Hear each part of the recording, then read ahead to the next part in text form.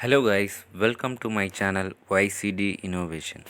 இன்னைக்கான வீடியோவில் Sony 32 inch பார்த்தீங்கன்னா 6 டைம் பிளிங்கிங் ஆகுது. மறுபடியும் டிவி வந்து ஆன் ஆகிட்டு உடனே ஆஃப் ஆகிடுது. அதாவது டிவி வந்து ரீஸ்டார்ட் ஆகிற மாதிரி உங்களுக்கு வந்து டிவி ஆன் ஆகிட்டு வந்து போகும்.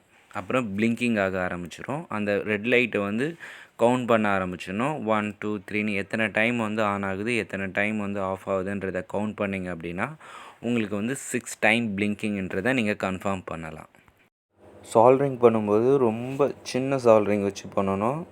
அப்படியே நீங்கள் பெரிய சால்ட்ரிங்கோ இல்லை சின்ன சால்ட்ரிங்கை வச்சுட்டு பண்ணும்பொழுது டக்குன்னு அந்த ரெசிஸ்டர் வந்து மேலே தூக்கிட்டு வந்துடும்.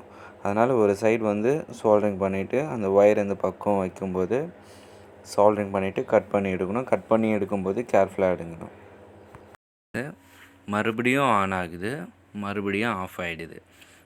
இந்த பிரச்சனையை ரொம்ப எளிமையாக வந்து சரி பண்ணலாம். இந்த வீடியோ பார்த்தீங்கன்னா 100% யாராக இருந்தாலும் உங்களால் ரெடி பண்ண முடியும். இந்த இமேஜில் இருக்கக்கூடிய ஐசி மார்க் பண்ணியிருக்கோம் இல்லைங்களா, இந்த ஐசியோட 10வது பின் கவுண்ட் பண்ணிங்கன்னா தெரியும். 10வது பின் வந்து ஒரு ரெசிஸ்டர் போட்டு கிரவுண்ட் பண்ணியிருப்பாங்க. அப்படியே ப்ளூ கலர் ரெசிஸ்டர் 3 இருக்கும்.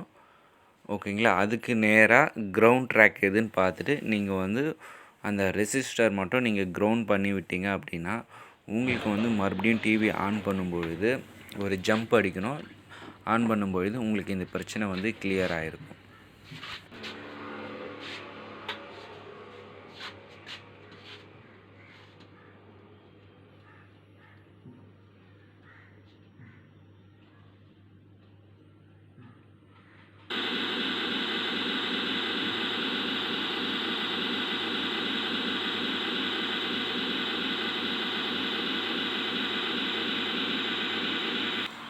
இந்த வீடியோ உங்களுக்கு பிடிச்சிருந்தா தவறாமல் லைக் பண்ணுங்கள், சப்ஸ்கிரைப் பண்ணுங்கள்.